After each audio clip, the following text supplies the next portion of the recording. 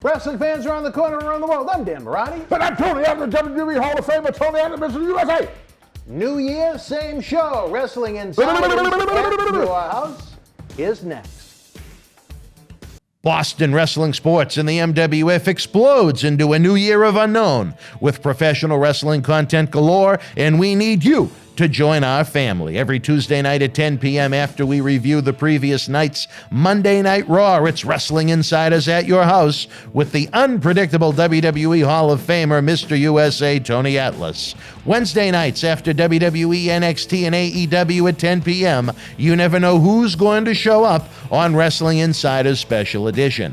Every Thursday night at 10 p.m. after our NXT and Dynamite review, it's Marty Jannetty's No Holds Barred Sex, Drugs, and Rock and Roll journey through the 80s and 90s on Wrestling Insiders Party with Marty. Friday nights after the lights go down at the Thunderdome on SmackDown, it's John Cena Sr.'s Wrestling Insiders Fabulous Fridays. Plus, look for classic clips, bonus live episodes, pay-per-view watch-alongs, and more. If you want early, ad-free access to all of our Wrestling Insider talk shows, our acclaimed studio shoot interview DVD library, and to help keep wrestling legends working during the worst of times, for less than a cup of coffee at Starbucks, join our growing family at patreon.com/Boston Wrestling. Expect the unexpected in 2021. This is Mick Foley. This is Harley Race. This is Shelton Benjamin. This is Mr. Wonderful Paul Orndorff. This is the Monster Abyss. And this is Daniel Bryan. This is JBL, and you're watching the MWF. Be there live.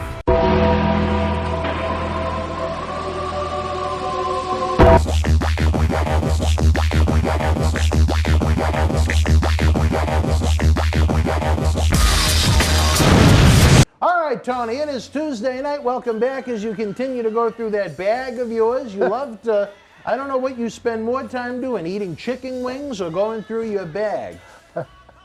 Well, I go through my bag because what I do, I walk down the street and I bump into people and I pickpocket them. You pickpocket them? Yeah, I take their money, yeah. Well, you wouldn't get much if you did it to me. So well, I ain't got much for people I pickpocket. I do it to homeless people. No, I'm joking. All right, Tony, a lot going on in the world of professional wrestling. WWE right now, as they look at one of the problems that I think they have as far as the credibility and believability of the product with some of their big men. I guess Vince McMahon recently had an explosion about several of the bigger talents that he has on the roster and has ordered them back to the Performance Center, even though they are active television talents. Like who? To try and improve themselves. Well, Mace of the Retribution faction, which is a complete disaster, has been asked to go back. Big Keith Lee, someone that had a lot of promise and was put in main events when he debuted over the summer. AJ Styles, giant, monstrous, 7-foot-some-odd bodyguard, as well as the man that likes to go,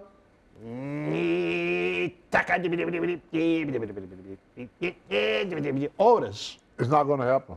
What do you mean it's not going to happen? Because it all comes down to that one thing. What is that?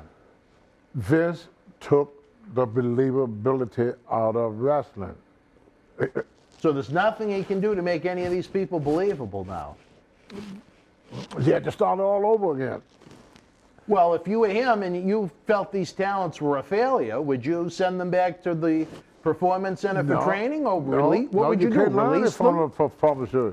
Would you release them? No. What would you do with them? I would put them in house shows. There's no house shows right now. I know, but this is how I would train them. I would put them in front of a house show. You ask me what would I do? That's what I would do. That's his choice not to do house shows. Because he do virtual house shows. He could do that. You think they should do virtual house shows? He could do virtual. Well, maybe that's not a bad idea. Virtual house show. And then, this is how I would do it. You really want to know? You want to know? Yes. All right. Let's say me and you going to wrestle. All right. I do it all old Hell of a match. I do have to. See what happened. See, Vince hot shot the territory. We call that hot shot what he did.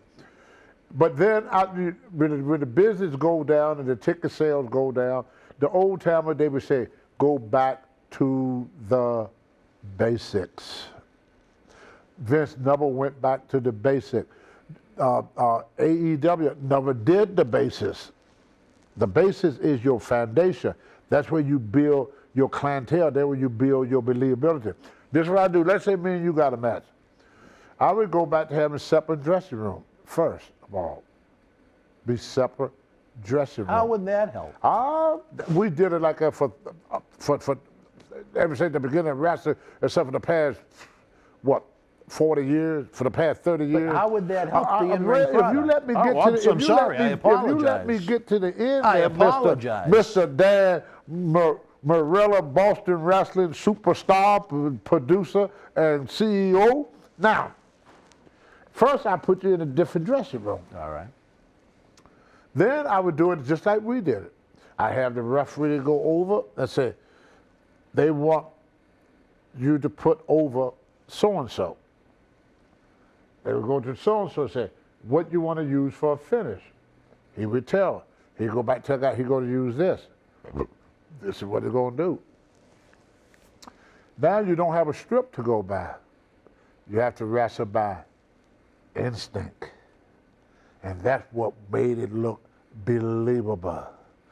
Nothing is planned. Nothing is scripted. So what's going to happen in the ring and what would happen in real life, people could follow that more because it's coming from this person's instinct. It's not coming from a strip that nobody would go by. If you're in a real fight, not in 1,000 years, you're going to turn your back on somebody. You ain't going to do that. Yeah. But if it's not in the strip, you're going to do what comes natural to you. So the match is going to look more natural. That's why they had separate dressing room in the olden days.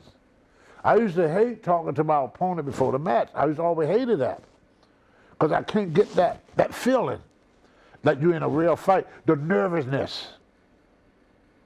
You get ready to go in competition and you're strutting around the ring and you relax. People can see the relaxation in your face. You should be tense.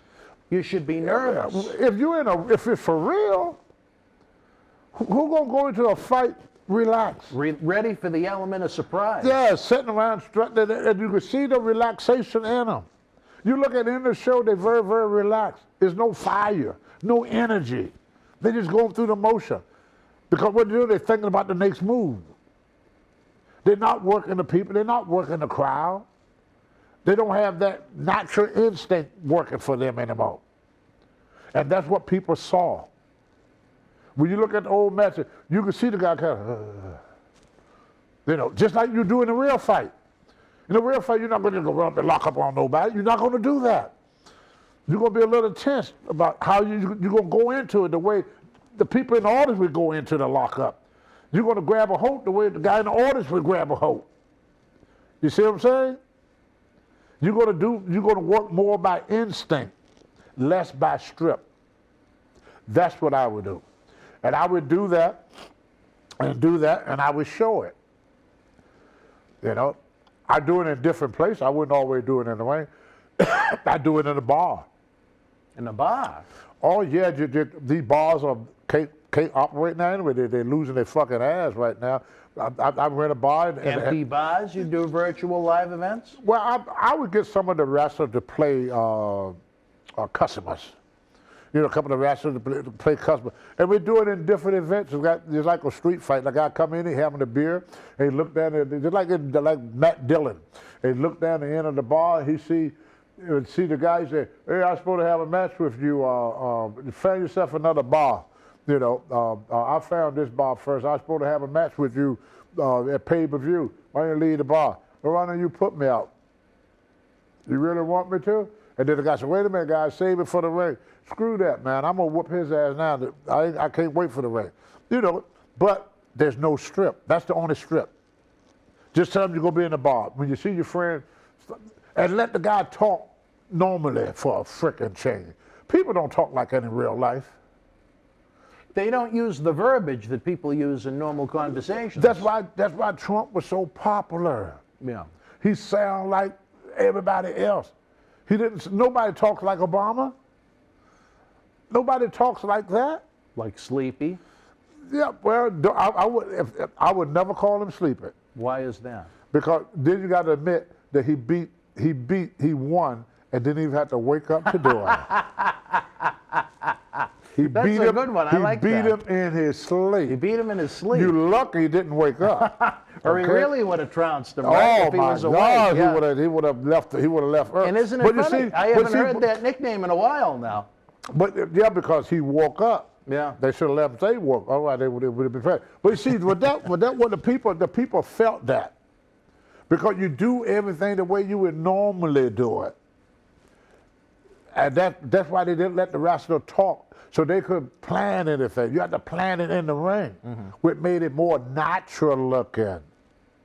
You understand what I'm saying? Yeah, no, it makes when it's perfect already sense. planned out, it have that kind of, it take a very, very good actor, to turn fantasy into reality. But since we are not actors, even though we looked at it as actors, we are not actors, they couldn't turn fantasy into reality, so they use reality in the ring. When we go outside the ring, the old timer look up there and say, lay it in. Lay it in is another word for hit me for real. That's what lay it in means. Do it for real. Do you think in this day and age the guys don't lay it in hard enough? Well, people could see that. In your opinion? Yes. Yeah. People could see that. Well, I know you're not familiar with all of the WWE. If a guy like, let's say Brock Lesnar, punched me, a senior citizen, head 10 times, then I get up off that mat, and I don't have not one scratch on that. How powerful did Brock Lesnar look? Did you ever see the match he had with Randy Orton? Uh-uh. I'd love for you to see that. Yeah. But you understand my point? Yeah. How powerful do he look? He looked like he took a sledgehammer to a watermelon to what he did to Randy Orton's head when he punched it in. You talk about hardware color. Oh my God. Well, see, but that's it was believable. Perfect. Yeah, it was but beautiful. that's believable. How many times you see him throw punches or get down there and punch a guy? Right. The guy get up, he ain't got a scratch on it. Right. Yeah. See, in the old days, we got around that. We got a little color. You got a little color. You Because we know that people are not going to believe that you can hit a guy that many freaking times and not bust him open. That's why we got that's what the color was for, to make people believe. Otherwise, nobody, you hit a guy with a, see, the people that really messed up the business, believe it or not, was, what was it, ECW. They that went was overboard.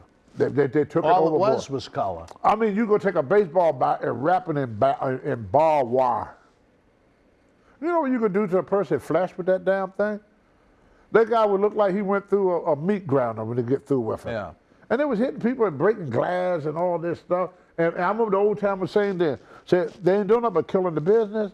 Nobody can believe. They look at it as being entertainment, but then slowly you lose the believability. A lot of weapons. Right. There's a lot of weapons. Slowly you lose the believability. Like your friend in New it. Jack. He used a lot of weapons. Yeah. Well, we're at the end of the day, people look at it as being not believable. Yeah. That's the problem with wrestling. People didn't know. And not only that, and they didn't want to know. I think they took it to a point where they couldn't top it. Short of actually, amputating someone's limb, how much more can you really do to a human being without killing them? Well, And I kind of like the ECW for that. I like the violence part of it, but at the same time, you had to look at it. How far can they go until it gets to the point where in real first of life all, it could never happen? Stop the high spots. Yeah. Stop the meat chopping. Yeah. And give the people wrestling. You don't think there should be any chops? Give the people wrestling. No chops. Give the people wrestling. All right, I'm going to take that as no chops. It's going to be boring for a while, but then you're going to hook them again. Because the wrestling part is the only part that people believe in. Then The part high that people spots will don't mean believe in something is the then. punches, the tables. You throw that in off and on. You don't just eliminate it all at once. Like this is how they used to do a show in the old days. The first match, no punches. Sucker match, no punches. It wasn't until the third match before people could really do something. And then the main event, the door was open. I mean, they could do anything they wanted because it's the end of the show. So you want to hit them with all the big fireworks at the end of the show. But that first match, if you throw a punch, you were fired. Wow. You had to wrestle. It was wrestling. Holtz, and in and out of Holtz. And Billy Robinson was a good guy to open up the door because he knew how to wrestle. Oh. Talk about someone that I think is an underrated guy. I Billy wish there Robinson. were more guys that would look at his style. Oh. Not that his style would exactly work in 2020, but I think you could take things Of from course what it will. Billy He Robinson. wrestled. I think you could take things that Billy Robinson did and Yeah. modernize them in 2020. Nobody wrestles anymore. I agree That's with the you. problem. You don't see a wrestling match. Yeah. I mean, the guy throw punches, elbow, drop kick, everything but wrestling. They do everything but wrestle. You watch all the nobody wrestles anymore. Yeah. We used to, the first couple of matches had to be wrestling. I asked the promoter one time, I said, why is that? He said, always give the public what they pay for. They pay to see a wrestling match. So even though I give them one wrestling match, I fulfill my obligation to the public. He said, even if it's just one wrestling match. Yeah. That's why they used to have what they call babyface matches. Yeah. Remember? I like an occasional Well, they did that to babyface get that match. one wrestling match in 'Cause there that's before what they it start. is. Before they start all the bullshit There's matches. no cheating, there's no punching, there's Wrestling. no kicking, it's wrestling. Yep, A good yep, wrestling, yep, because they say that this is wrestling. So you have to give the people at least one wrestling match where there's nothing in it but wrestling. Then they will appreciate the other stuff. But you got punches in the first match, punches in the second match, punches in the third match, punches. At the end of the day, what do your punches mean? Nothing. They're overdone. Been over. And I tell you this, what I'd like to see, Tony, is on one WWE television show where they don't go either to attempt to or actually break the table. They do it every single week on every single episode. Where is the shock value in it anymore when it's part of the regular show? Another thing that I don't understand, Tony, why is it that when they go under the ring every time and they pull the various weapons out, there's a kendo stick? At what point in professional wrestling was a fucking kendo stick ever used to assemble a wrestling ring? And if not, who puts these kendo sticks under the ring and why? Because I don't get it. You got some little 20-year-old sitting in there thinking of what he's seen when he was young. Kendo sticks? Well, he saw that with ECW. Remember all the writers there, they are the nannies.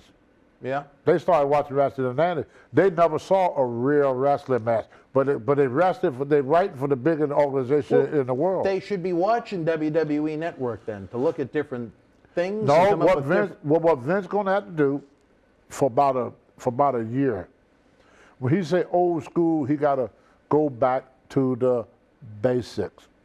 It's going to take him a while, and people, but little by little, people going to buy into it. Get rid of all the gimmicks, all the talking, and for once, if people turn on a Monday Night Raw, and they see the guys at the table, and they say, well, let's get to our first match. People, match? No talking? Yeah. Treat it like a sport for once in your freaking life. Not like the Ed Sullivan show. Okay? Treat it like a wrestling match for just one freaking episode, WWE. You give them wrestling for one freaking time in your freaking life. Start with a match like they did in the olden days. Then you had an interview right by the ring like they did in the olden days. Well, Give him I bet if Vince do one old school 1980 TV taping, it'd be the hardest thing people ever seen. Just do one night of it, see how it works. The way they did it in the 70s, the way they did in the 80s, without everybody being on the freaking microphone. If Ric Flair was on the card, the promoter would tell us, I want nobody to be on that microphone. save it for Nage. One person on it you get more response from one person being on the microphone than every freaking body in the dressing room. If Jimmy Snuka was on the show, I don't care if you could jump off the rope better than Jimmy Snuka. I don't care if you could do more on the top rope than Jimmy Snuka. The people pay to see Jimmy Snuka jump off the top rope, not you. I don't want to catch up on them ropes. And you can't get up on them ropes. Because Snuka is on that card. If Tony Atlas is on the card, even if you're strong enough, you could bench press 5 times more than Tony Atlas. But nobody paid to see you press slam a man. They paid to see Tony Atlas press slam a man. So my press slam had more impact because I was the only one doing it.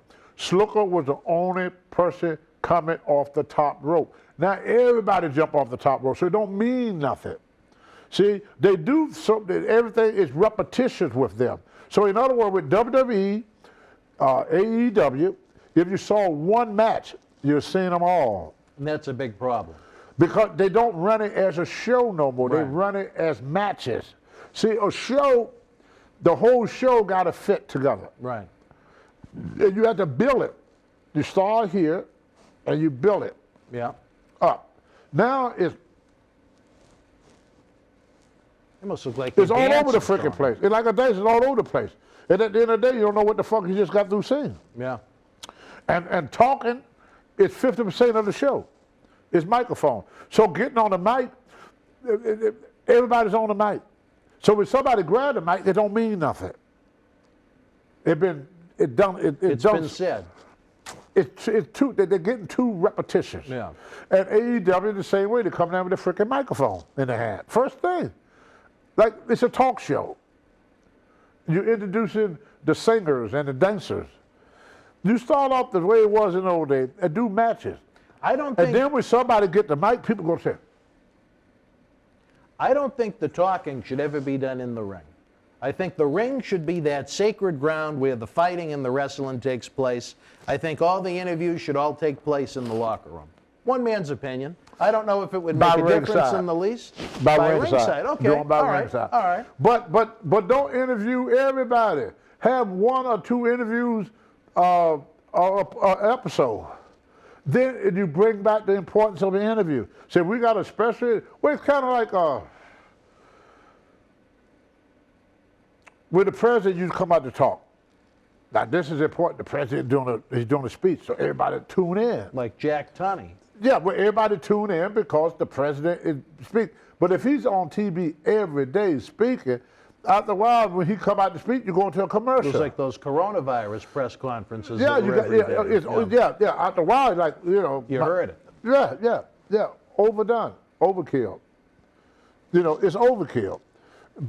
And people do not get what they want, which is wrestling. Imagine doing that at a football game. Oh, yeah, right. Could you imagine that? If there was 15 minutes of football and 45 minutes of talking? After every play, somebody Yeah. grabbed a mic. Can you imagine? Well, that's actually a really good point. Yeah, that's why football don't lose its rating. They give the people what they pay to see a game. Let me ask you this, though, Tony. Let's just say you are Vince in 2020. You want to have some bigger guys to try and showcase, but you're not happy with their skill set. Now, I know you're saying is a problem, but what would you do with these guys? Do you think sending them back to be... No. You don't think training is No. the right way about No. it? What would you do with Otis? I know you know who Otis is. Yep. Well, I just told you. See, Otis never been Otis. We don't know what he could do. He going by a strip. We want to know, I don't know if you know this in real life, but Jerry Briscoe told me when he was in town with us last year, Otis is actually a shooter, believe it or not. But what's that? Let him wrestle. Let Otis shoot? He never wrestle. They got him playing bozo. That's what I'm talking about. See what I'm saying? Nobody knows that, You but think Briscoe don't buy tickets. Do you think fans might be interested in seeing Otis They would shoot? love to see somebody wrestle. When last time they saw a wrestling match on there? It's very limited. You don't see wrestling matches. Here you got a guy that can wrestle, and you got to bounce around on your belly like a big old walrus or seal. Having beautiful blonde women chase him around, almost like you. Yeah, but see, it's all character stuff. Yeah. You make him into a clown because you know that people are laughing at him. They know that woman ain't interested in him. They're laughing at him. Make him into a clown. And I tell you this, They dress him up like a clown. It's like Freddie Stern playing blackface. not to say that I was right, but when they started to push Otis, I said, this is going to be almost like Eugene. It's going to be like Zach Gowen. It's just going to be one of those flavor of the week type characters. And then after WWE officials had their fun laughing at him, he was going to be dead on arrival. And they've done nothing with Otis for months. That's what I'm saying. You was right. I think Otis could be done sooner than later, unless they maybe they should let him hold. Maybe they should let him shoot. And send him back in rescue. What are they going to learn at a school? Yeah. What? Nothing. Vince just did that to put them on, to keep them on contract, keep them on contract, and cut their pay, and so nobody else could use them. why they hot. That's the only reason he You did think that. Otis is hot right now? Oh, well, he's one of their best talent. Let's put it that He way. got a little exposure, if nothing Yeah, he else. got that exposure. So Vince take him off TV, send him down to the camp, let him cool off. Then when he don't mean nothing, eventually just ease him on out of the picture. You know, after people forget about him a little bit. But give people wrestling. People tell me that all the time. I remember you used to wrestle when it was for real. You hear that? When they respected what they watched. Because we... Do you think there's a lack of respect from the fans nowadays? Of course. Yeah. Of course, because it looked like Power Rangers. A lot of flipping and flopping and flying. Yeah, no selling and nothing means nothing. To me, it breaks down to this. The selling I've talked about, and there's two things. The pacing of the show, and there's no patience to let things slowly develop. Everything is rushed and in your face. And I think the fans like a slow burn. Do you know why Piper Pitt was so popular? Why is that? Take a guess. He was the only one that did the interview segment. That was the only time. That was the only time that you got talking. Now on Raw, every week you have not one, but you have two interview segments. You have Ms. TV and you have the VIP Lounge with MVP. Do you really need two interview segments along with all the other interviews that they do and everything else, backstage? and all the other that goes with that? Yeah. It's more talking than wrestling. It confuses me. You want to know where it confuses me more than anything, Tony? How does USA Network, that is paying them $5 million a week, and seeing the ratings continue to decline, not step in and say, we have to do something different? This is failing. I think USA is as much to blame as WWE I think is. USA is getting COVID money. What? They're getting COVID money. They're getting They're corporate getting about money? COVID-19 money. I don't understand what you mean. COVID-19 money. COVID, the disease? Yeah. Something. They're getting some money kick in there from somewhere. Well, the ratings have been in decline a lot longer than COVID-19. And they're going to continue to decline. But what I'm saying is, what confuses me is, why wouldn't, if you're the network paying $5 million a week, and you see these shows that generally the fans are not liking, with the ratings going down, the response is poor. Well, I mean, at some point, don't you want to make money with it if you're spending $5 million a week? It depends if they're making money on their. Like I'll tell you, they may sound strange to you. Me and SD, we came up here to work for Angelo Savoni. Mm-hmm. And there was an A team and a B team. Yeah. Everywhere me and SD Joe went, we sold out. Vince Sr. was mad. I remember this story, yep. He was mad. Yep. And I asked Arnold Skolin, why is he mad? We sold the bill out. They said, the B team ain't supposed to make money. The B team is a write-off for the A team. Because that's where the big money was coming in. The big money was, That's where the big money was at. So Vince had to end up paying taxes. He had no write-off. We took his write-off away. Well, Vince is just a write-off to them with all the many other successful programs that they got. Plus they're making money. Plus they're making money hand over fist on the sponsor. I mean, to be on WWE because it was such a high-rated store. Probably these guys are paying millions. Vince is raking in millions of dollars, you know, from the advertisement and stuff. Because that prime time, but everybody want to get on that. Well, the advertising isn't cheap, and you know what? For all those that do knock WWE, and there's a lot you can knock, it is still one of the highest-rated shows on cable TV every Exactly. week. Yeah. But just imagine if it was a good product, what those ratings would be. Well, I think they sounded because it wasn't a good product, so they could write off all this other stuff that USA out of pocket spent. Well, maybe there's something to it. I know as someone that owns WWE stock myself, there was a lot I'd like to see different. Well, I'm a shareholder. Until they go back to the basics. See, nothing going to change as long as Senior is living. You think he needs to die? Oh, I ain't going to say that. Well, I mean, you're alluding to it. But he should just turn it over I couldn't see him step down, could you? You know the man. Well, that's where the problem comes in at. Yeah. Do you think he should have stepped down at 75? Yeah. He's trying to produce a product for, you know, the 18 to 49 demographic, and he's a 75-year-old man. But he don't have the, he's not clicking with the younger, he's not creating he's not creating new, see, the thing that hurt him the worst, and it's gonna hurt him a lot more, were the house shows. What do you mean? There was a lot of wrestling fans in Maine. Mm-hmm. And they tell me stories about where they went to the Armory and they saw this, they went to that sports center and they saw that, and they saw that. We're in Boston once a month. It was at the Boston Garden. Every month. Saturday a month. And people, and you go to coffee shops and places, you hear people talk about wrestling. Now, when the last time on the street anybody ever mentioned wrestling to you? It's a good point. Out of sight, out of mind. When Vince destroyed the territory, Vince destroyed the WWE. Because first of all, the people don't see it that much to be interested in it. There's too much other stuff to draw people attention. You know? Mm-hmm. That's why football is still as popular. We caught up to football, but then once we got there, we didn't do nothing. We caught up to basketball, we caught up to baseball. But one thing that we did not do that football, baseball, and basketball did do, and hockey, we were not consistent. People saw less and less and less of wrestling in person. More on TV, but less in person. Mm-hmm. You see? But that personal connection is what sealed the deal. I go to this, I see them every year when we go to the big event. What month is that in New York?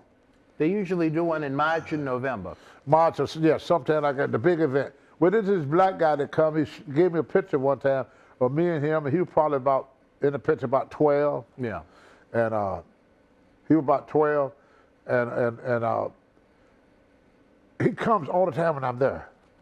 Because he made that personal connection when he was a kid. Like you're a friend. The fans never make a personal connection with wrestlers. Never. Yeah. And they probably never going to see these guys, ever in their life. So with the old time wrestling, the people had that personal connection. Like I tell the story about me and Dusty Rhodes. I was in Atlanta, Georgia, and this black lady was standing outside one time with a big basket of chicken and potato salad. So I said, I was the only black guy there at the time, so I knew that got to be for me. She's a black woman, I'm a black wrestler, I'm popular. Me and Tommy Rich tag team partner. And Tommy said, oh, we're going to eat good today, T. Somebody brought us the food. So I went over, and Tommy Rich said, is that for Tony? She said, no, that's for Dusty Rhodes. You understand? Yep. That's for Dusty. The but Dusty shared it. You. Dusty shared it with the people. But you wrestling too. People, his birthday, people would bring him gifts. They would bring wrestlers gifts. Wow. But they knew us on a personal basis. I go to Maine. I remember you, Tony, when you hear people say that when you do the virtual stuff, they start telling these stories. Yeah. What story they got of The Undertaker? What story they got of John Cena? Other than watching them on TV, right? There's no story. There's no connection between the fans and the wrestler. It's a good point. And that was one of our biggest drawing power, was the fact that they got to meet us and get personal with us when they was unable to meet. Like Tom Brady got 1,000 of fans, but how many of his fans have shook his hands? Not many. Hulk Hogan has shook more hands and took more pictures than Tom Brady. See, and that's why Hulk Hogan was such a big draw, because there's a lot of people got pictures with Hulk Hogan. A lot of people met and shook hands with Hulk Hogan. A lot of people met Bruno Sammartino, shook hands with superstar Billy Graham. You know, and they had that personal connection with the rest. When Vince came in and took that away, he separated the fans from the wrestler. I used to go to my car, and fans be around my car. They'd follow you home. Yep. It was a personal thing. They knew the rhyme and the routine. Right. They knew your car. We knew them. And they would tell all their friends, and they would talk about us, all in barbershops and stuff like that. I just met Tony and they say, is he as big a person as you? Oh, man, his freaking arms like this. Yeah, he got arms like this. I couldn't believe. Now, you know. Now, here's something funny. A guy sent me a picture on the phone. Mm-hmm. Me and Tommy Wildfire Rich standing waiting for a little kid. That kid later became the mayor of Atlanta. Really? I think, is it a black and white picture? Yeah. I think I've seen the picture. That kid became the mayor of Atlanta, the mayor Georgia? of Atlanta, yeah. Really? Yeah. Isn't that something? Yeah, the guy showed it to me on my phone. He said, "You know who that kid is, Tony?" I said, "No." He said, he was the mayor of Atlanta. Wow. Well, you've touched a lot of lives in When your I life. was watching WrestleMania one year, Hall of Fame, Snoop Dogg was talking. Yeah. Who name came up? Mr. USA, Tony Atlas. See what I'm saying? That personal connection. These guys don't have it. They're not going to be talking about Brock Lesnar 20 years from now. You don't think so? No. No. They're not going to be talking about none of these guys 20 years from now. There's no personal connection to it. Well, we've Nothing. seen... It's nothing with John Cena or any of these guys that anybody can connect to. See, a person can meet this wrestling fan one time, have one experience with him.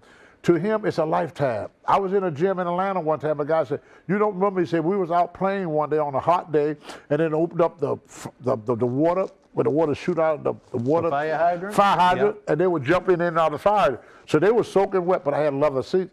I had a Lincoln Town Car, 1978. I had a 77. This was a 78. I said, "Y'all get in the back." So I took them all down to the ice cream place, and I bought them all ice cream. Strangers?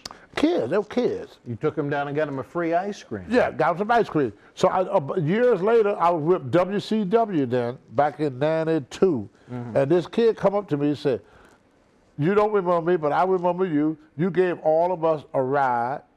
And he had this Polaroid picture of him standing beside my Lincoln with all the other kids that he kept, that his mother took, of them eating ice cream standing in front of my Lincoln. That kid never forgot that. Wow. And What a memory. he became the owner of a gym and one of the top bodybuilders in the world. Oh, and the really? owner of a gym in Atlanta. Maybe you inspired him. But that's what he said. He said he couldn't believe that a professional wrestler would take time out of his day, and they were soaking wet too. And I let him get in my car, and I drove him down to the place where they were selling ice cream. Guy had a little ice cream truck. He would go through the neighborhood, didn't have he would park in the park. And I took him to the park so all get ice cream. And you know, he never forgot that. Wow. Never forgot that. And he appreciated it. Yep. I had a kid the other day, yesterday, knock on my door. Gave me Up in Maine? up in Maine, a Christmas day. Yeah. He gave me some real good beer, like the Irish beer. It cold? Oh, it's cold, but it was, Cold. good beer. Real Premium? good beer, real good beer. Not that cheap stuff I drink. Premium beer? Yep. I don't know. It was Irish Irish beer. beer. Yeah, it was. I have an Guinness? Irish beer. I don't know. It wasn't Guinness. I had Guinness for a taste, but I'm not a beer It was in a drinker, I don't bottle, but it was real good freaking beer, real good. Better than the stuff that we bring when we come Yes, up? yes. And I try and get you something decent Yes, when I and come up. this was like This was better. because it was only 4 in a pack. So, Oh, wow. So when it's 4 in a pack, you know, he must have paid at least $10-12 for that. He bought me 2 duck legs, and the stuff to go with it. Who was the man that brought this to The you? kid, he was in my program when he was a teenager. I had a program called Team Atlas, and he was a trouble kid. And I worked with him a lot, got him back in school and got him doing this and got him do that. And he never forgot me. Then I had this other kid last Christmas. He's at West Point last year. He was at West Point. He graduated top of his class, and he gave me a nice Army sweater and sweatpants, a sweatsuit Oh, wow. that they train in at West Point, you know, and gave that to me. And these kids tell me, "Tony, I remember you did this, and I remember you did that." You know, little things that we don't think about much. These kids grew up because Tony Atlas did it, and they all remember the time that they met Tony Atlas. Like, it might be funny, but think about this girl from Germany, come all the way from Germany to stand on my face. It sounds funny. But it's the truth. It's the truth. What about the beautiful Cuban girl? And remember before we left, she said, "What type of shoes you want me to wear next year?" She was disappointed she didn't get to walk on. Yeah, but you do remember I her remember, word? yep. She said, "What type of shoes you want me to wear next year?" We were getting ready to go down to see our friend Khosrow Vaziri. That's and right. She stopped you, yep. That's right. And she said that. But so every year she looked forward to that. Every year. That, you know, these little things like this, something that me and you look at and laugh at. To this girl, this is the, you know, no wrestler would let her do that to them. You know, and she paid. She paid money to walk She paid on money. them. You was there. You got the money. You were there. You know, and they paid for this. And this other girl come all the way from Germany, and every year she does that once a year. You and almost that's, knocked over Vicky Guerrero's portrait. Vicky was ready to slap you. And that's her highlight. Yeah.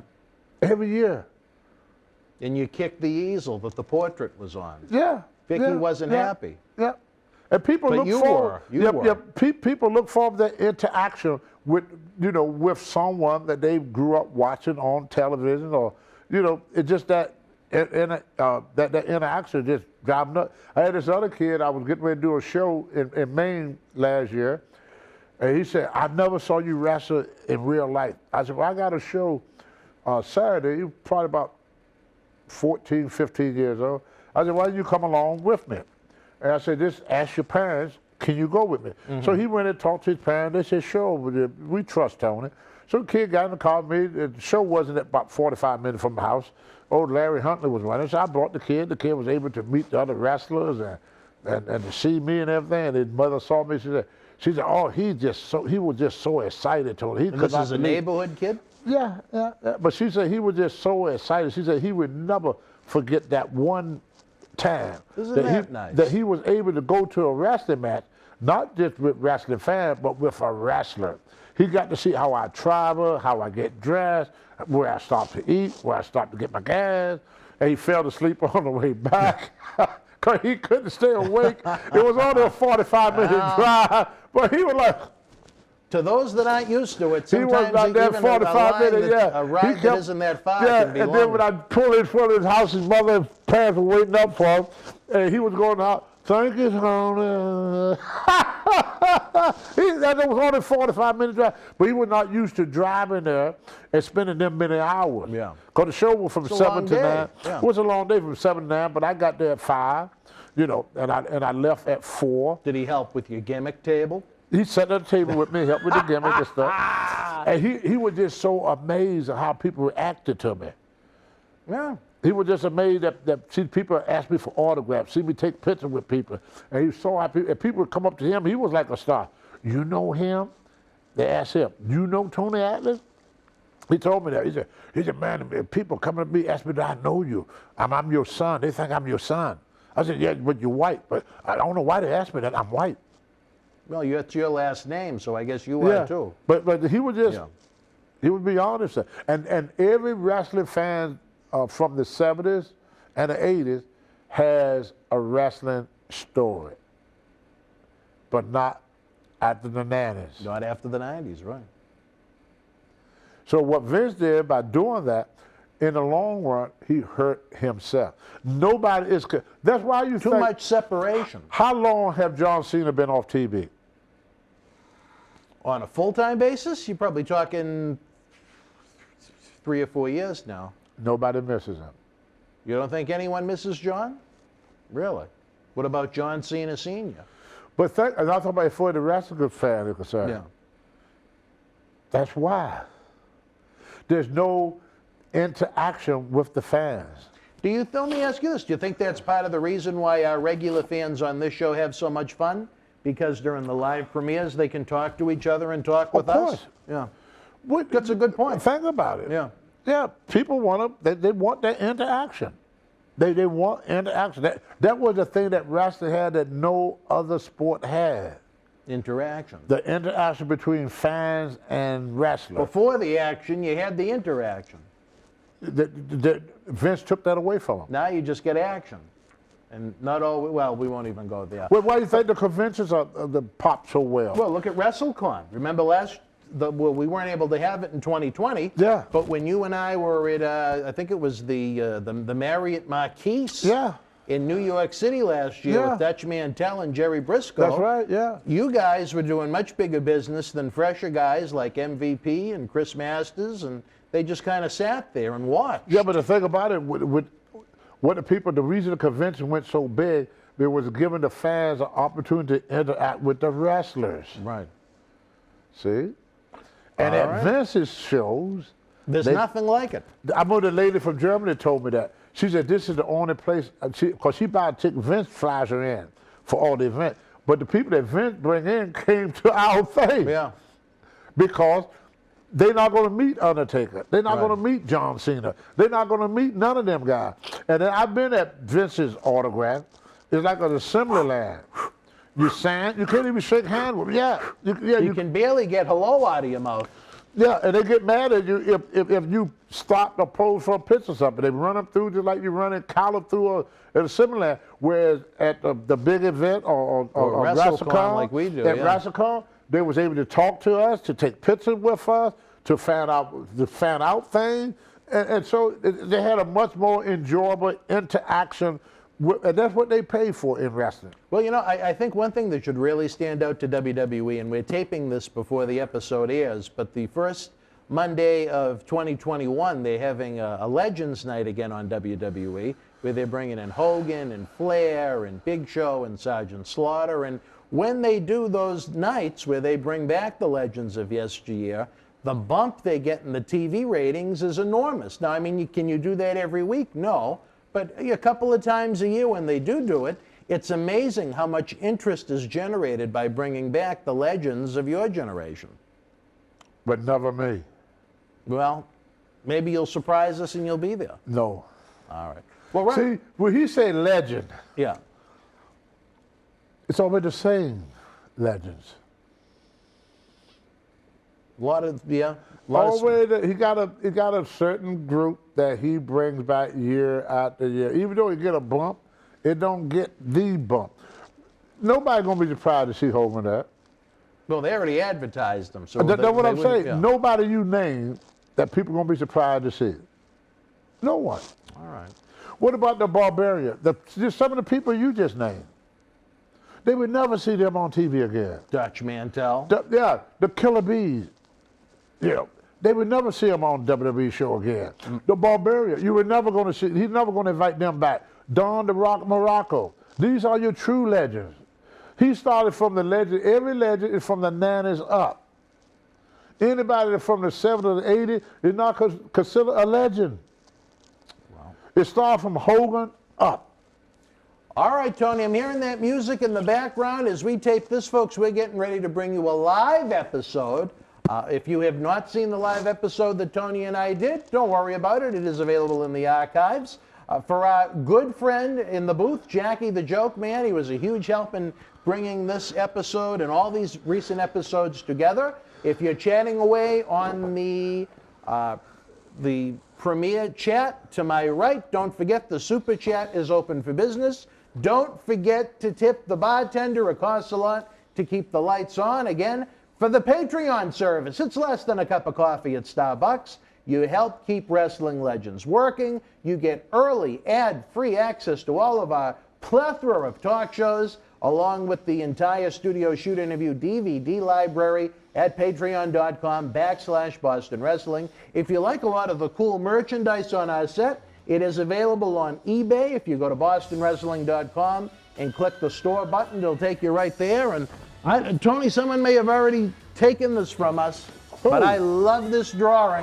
Who got that? Some lucky fan is going to want this. I know they are, because this is beautiful, especially once you get a look online at a closer picture of it. Just the attention, even to the teeth, the attention to the detail. Let me in. You think Lanny? Well, I'm not even going to go there. All right, wrestling fans, for the Hall of Fame and Mr. USA, Tony Atlas, I'm Dan Marty. It's 2021. We hope your new year is off to a great start. Forget about New Year's resolutions. I hate those. You can start a resolution in March. You can start a resolution December 15th. I don't know why it has to be January 1st. But for Tony Atlas, I'm Dan Marty. Be healthy, stay well, good night. The World Wrestling Federation was live at Pershing Auditorium in Lincoln, Nebraska, Monday, January the 19th, 1987, the WWF's debut in Lincoln. In the opening contest, the Honky Tonk Man beat Pedro Morales. In midgets action, the Karate Kid and Little Coco with the win over Lord Littlebrook and Little Tokyo. Jack Kruger defeated Bob Ellis, who replaced Moondog Spot. Jake the Snake Roberts battled King Kong Bundy to a double countout.